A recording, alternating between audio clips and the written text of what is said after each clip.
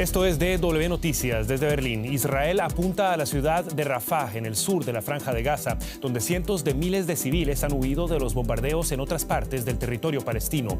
A pesar de las advertencias de entidades internacionales y de los mismos aliados de Israel, Benjamin Netanyahu asegura que atacar Rafah es imprescindible para erradicar a Hamás. Estos son nuestros titulares. El ejército israelí continúa preparando su incursión en lo que califica como el último bastión de Hamás. Organizaciones humanitarias aseguran que los gazatíes ya no tienen dónde ir tras 200 días de guerra y la destrucción de grandes áreas del enclave. Además, en Argentina, las universidades públicas convocan a marchas en varias ciudades del país para protestar contra los recortes al financiamiento de la educación superior, la investigación y la ciencia. Buscan poner bajo presión al gobierno de Javier Milei. Tendremos los detalles en la economía. Y un empleado del partido de ultraderecha Alternativa para Alemania es detenido por sospechas de espionaje para el gobierno chino. El arresto ocurre solo horas después de que 3 ciudadanos alemanes fueran arrestados con cargos similares.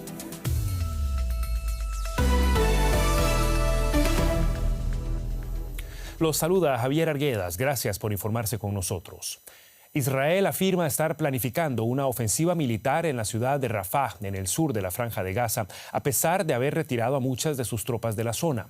Los aliados de Israel, incluyendo a Estados Unidos, han advertido a Israel que no ponga en marcha un operativo militar en la ciudad que sirve de refugio a cientos de miles de gazatíes que huyeron de otras zonas. Pero el primer ministro israelí Benjamin Netanyahu asegura que la incursión es necesaria para la lucha contra Hamás. Varios organismos internacionales coinciden en que una ofensiva en Rafah provocaría una catástrofe humanitaria. Bombardeos sobre Rafah vistos desde Israel. El gobierno israelí lleva meses anunciando una gran incursión terrestre. Por el momento, el primer ministro Benjamin Netanyahu no ha suavizado su postura. Completaremos la eliminación de las brigadas de Hamás, también en Rafah. No habrá nada que nos detenga. Pero tras 6 meses de guerra, Israel se enfrenta ahora a fuertes presiones de su principal aliado, Estados Unidos. Washington le ha instado a que frene las operaciones militares y abandone su plan de una invasión a gran escala en Rafah, donde viven más de 1 millón de personas en condiciones precarias.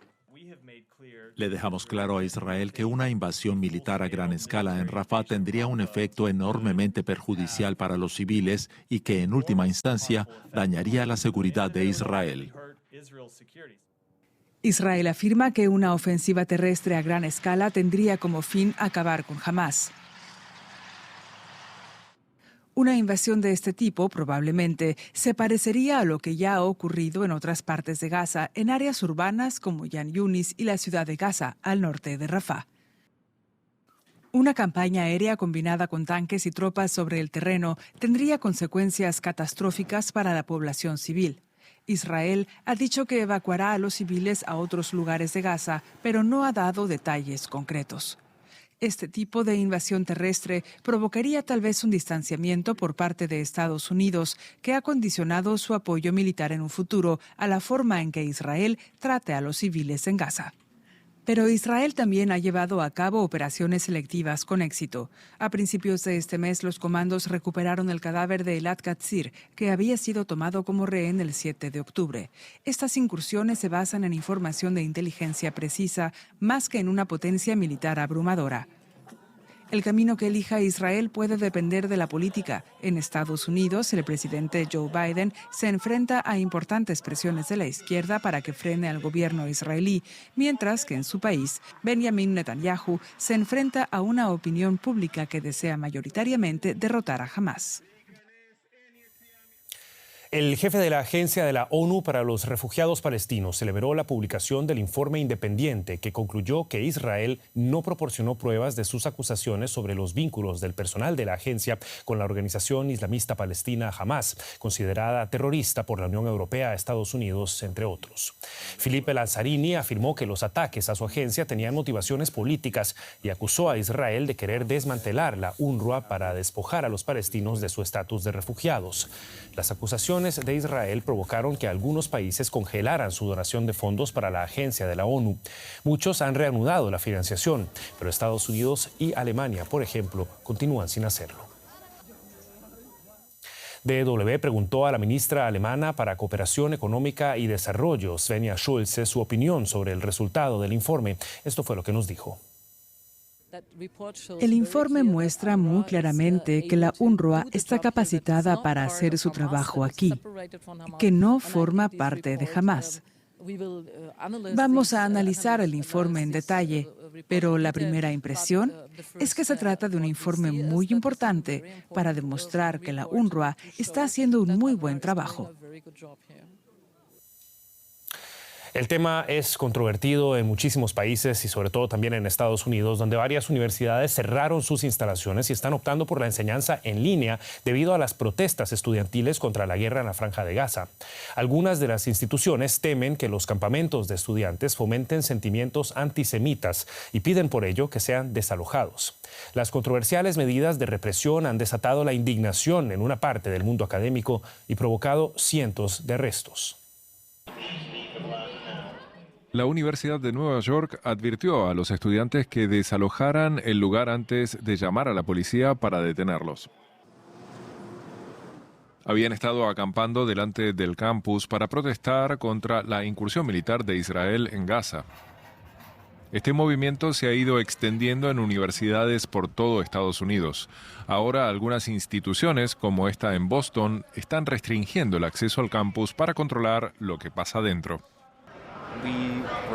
Hemos visto lo que sucedió en la Universidad de Columbia y nos molestó mucho que detuvieran a más de 100 manifestantes por hacer esto. Columbia hizo un llamamiento a la acción para que las universidades de todo el país instalaran campamentos, así que atendimos el llamado. Más de 100 estudiantes fueron arrestados la semana pasada en la Universidad de Columbia en Nueva York por instalar lo que denominaron campamentos pro-palestinos.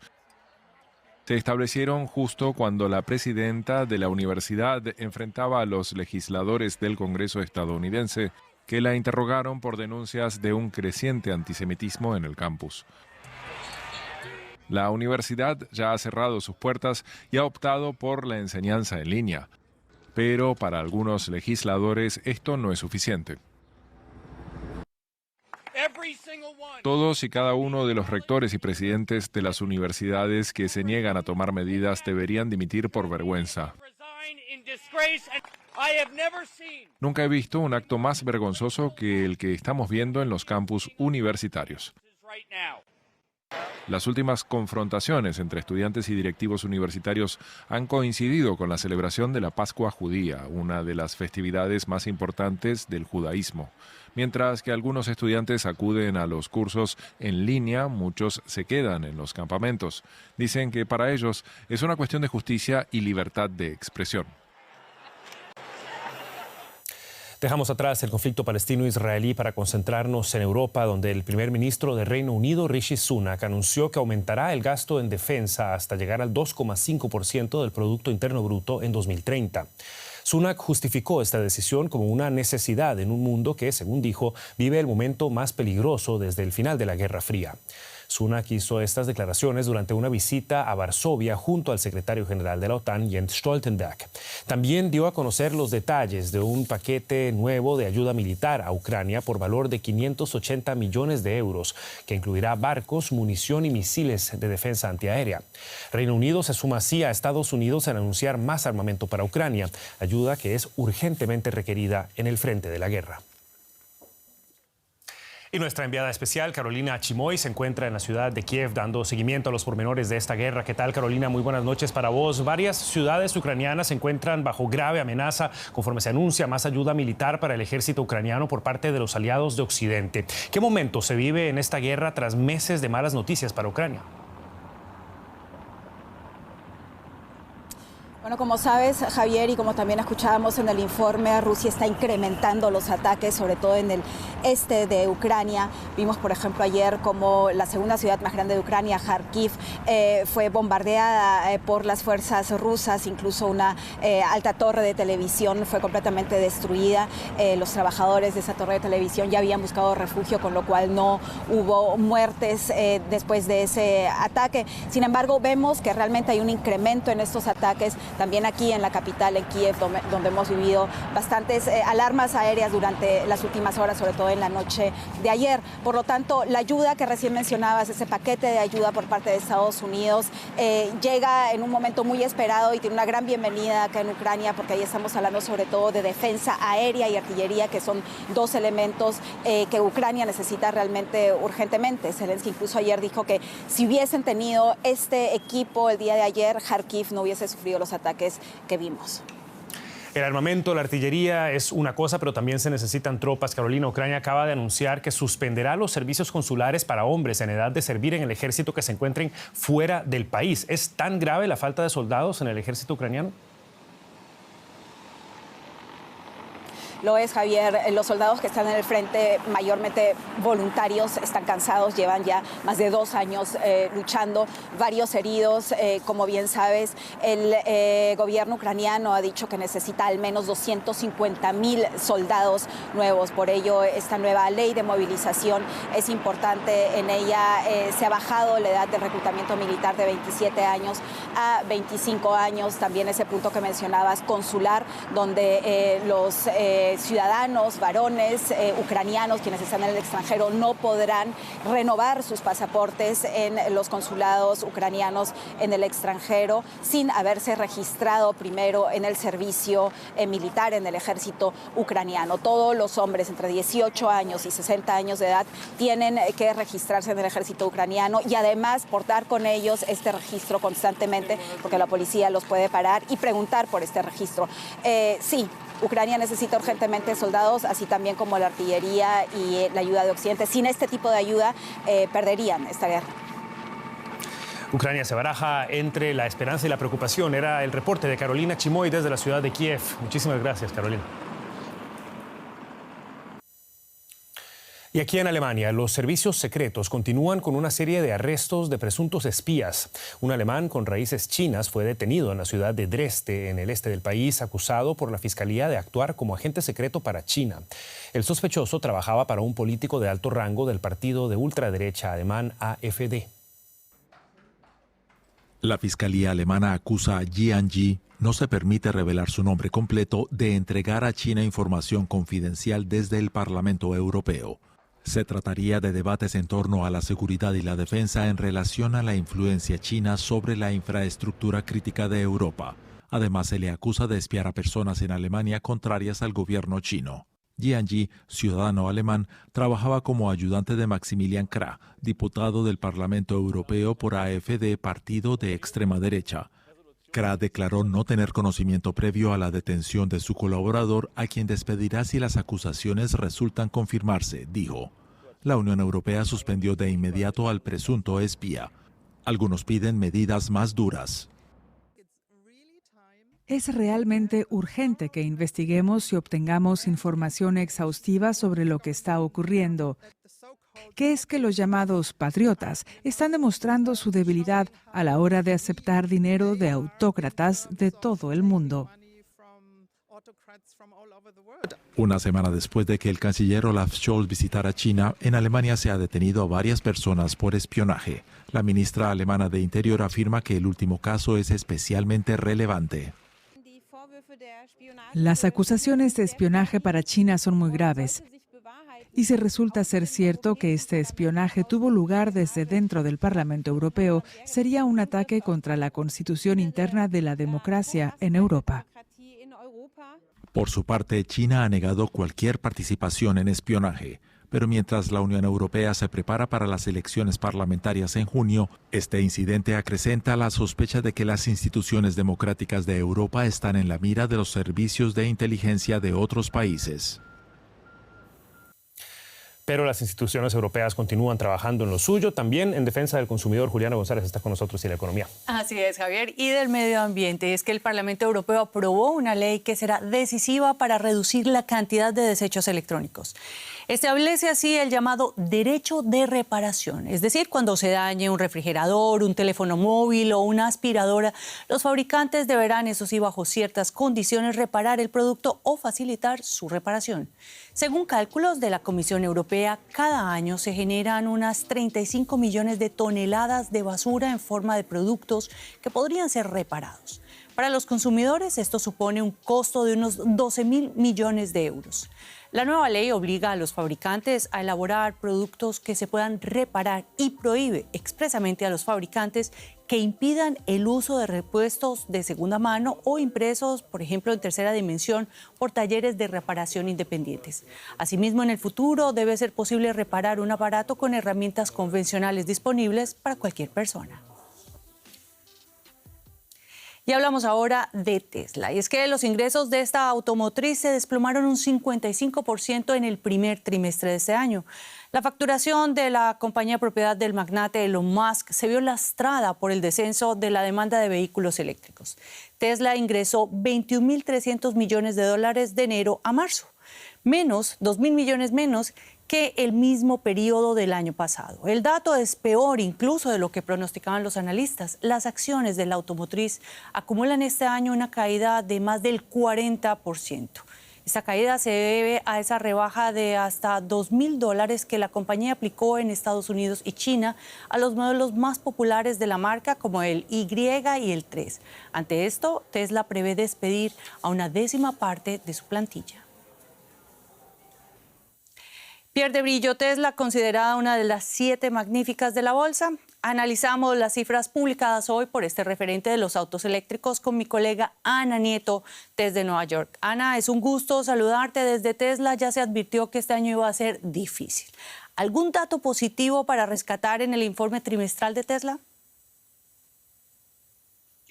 Pues entre la caída de las ventas, de los márgenes de beneficios, de los propios beneficios, de la liquidez y de los pedidos, hay algunos aspectos positivos y uno de ellos, de hecho, ha dado cierto aire a la cotización de la empresa en el llamado After Hours.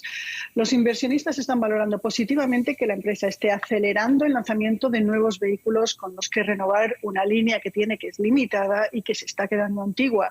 Y además, en este lanzamiento incluye modelos asequibles que podrán ser producidos en las actuales líneas de producción de la compañía, es decir, sin una gran inversión.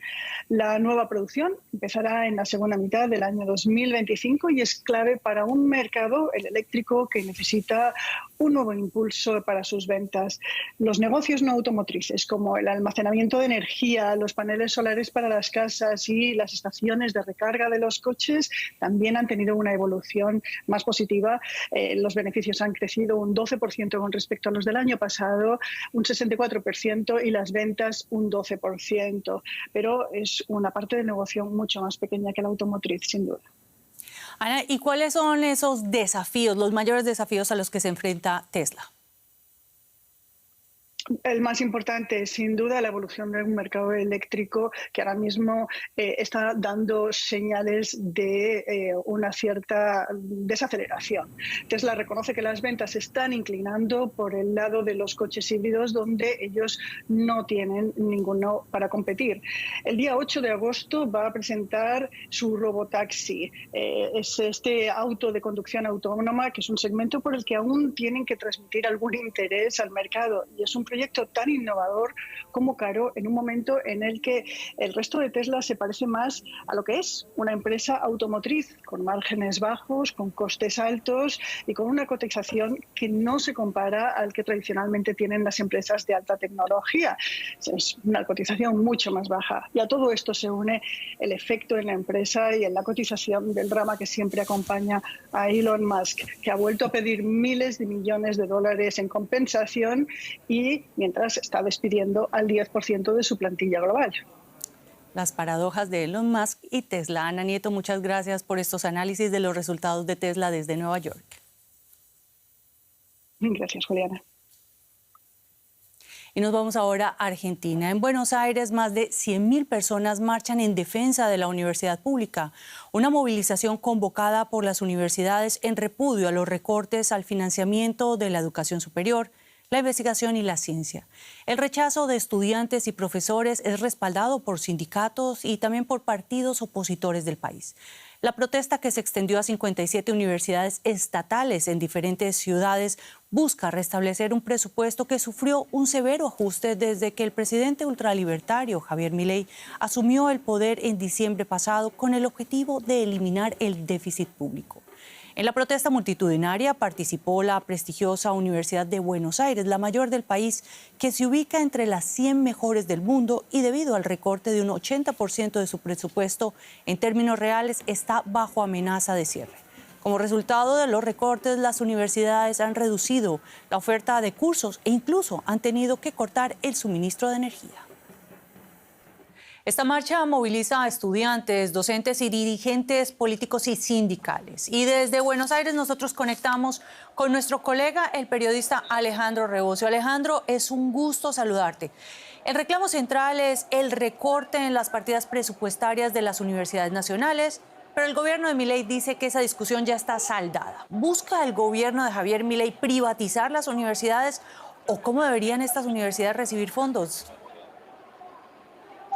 Por ahora lo que está claro es que quiere ajustar el presupuesto de las universidades públicas. Si bien en marzo anunció que iba a dar un 70% de aumento para los gastos de funcionamiento, o sea, para pagar la luz o el gas, y ahora antes de esta marcha que vemos atrás dio otro 70% de aumento, como hay una inflación del 288%, en términos reales, o sea, ajustado por inflación, hay un ajuste del presupuesto del gasto universitario que no solo incluye la luz y el gas, de un 70% en 2024 con respecto a 2023. Lo que dice Milei es, bueno, no da una solución para lo que son, qué va a pasar con los salarios, qué va a pasar con los materiales de investigación, y por eso las universidades de toda Argentina rechazan el presupuesto que propone el presidente de Argentina. Ahora veremos, el presidente Milei quiere hacer una auditoría de los gastos de las universidades que tienen autonomía, dice que hay un adoctrinamiento marxista en las universidades y del otro lado obviamente que hay un rechazo a los planteos que él hace. A largo plazo Milei lo que quiere es dar un voucher a los estudiantes universitarios y con ese voucher pueden pagar parte de la universidad pública, de la universidad privada, más allá de que después esas universidades le pidan una cuota adicional a los estudiantes.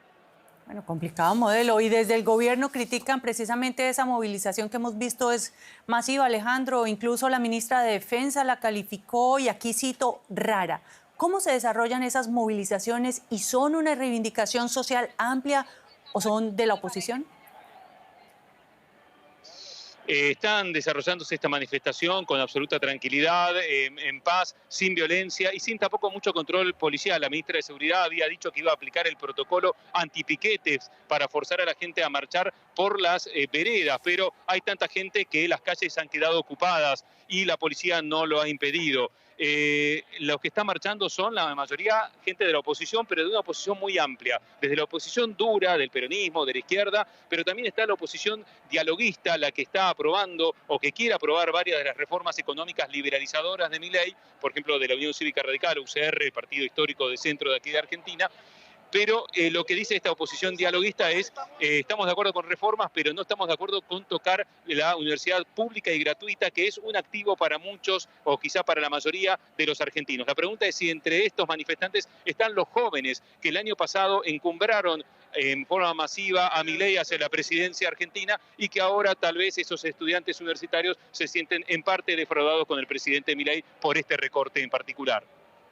Muchas gracias, Alejandro Rebocio, por este reporte desde Buenos Aires y cuídate.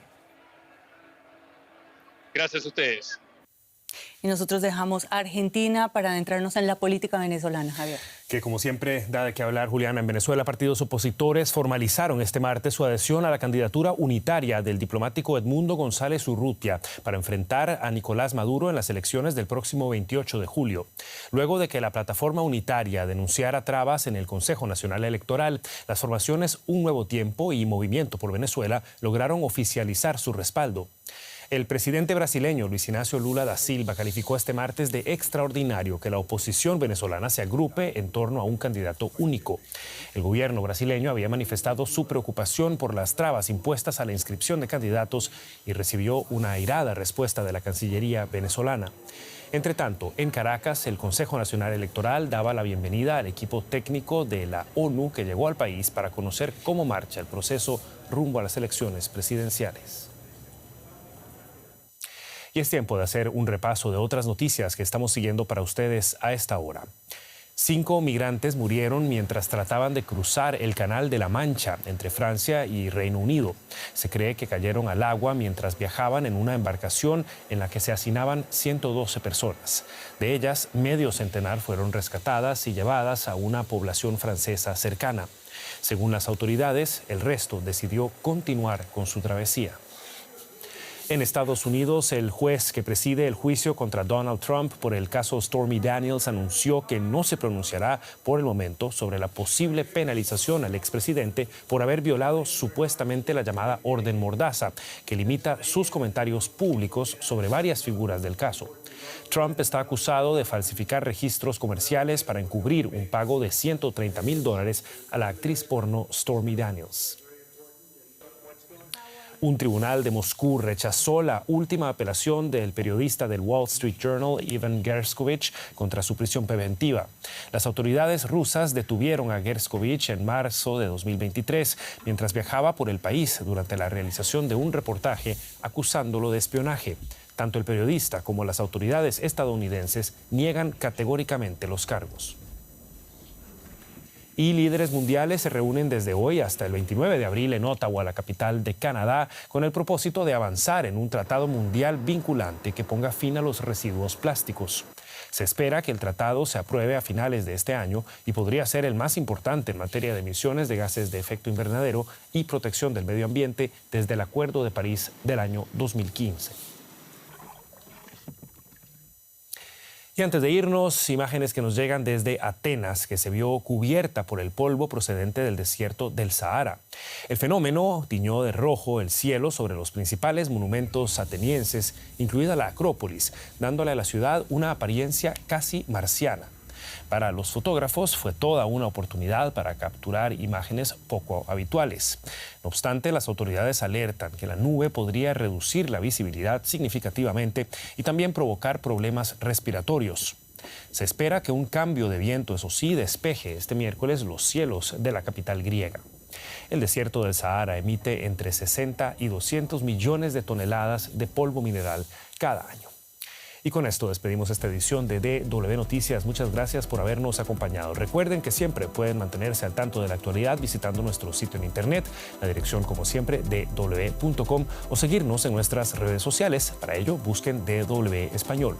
Yo soy Javier Arguedas, junto a todo el equipo que trabaja para ustedes en la redacción aquí en Berlín este martes. Hasta una próxima ocasión y que la pasen bien.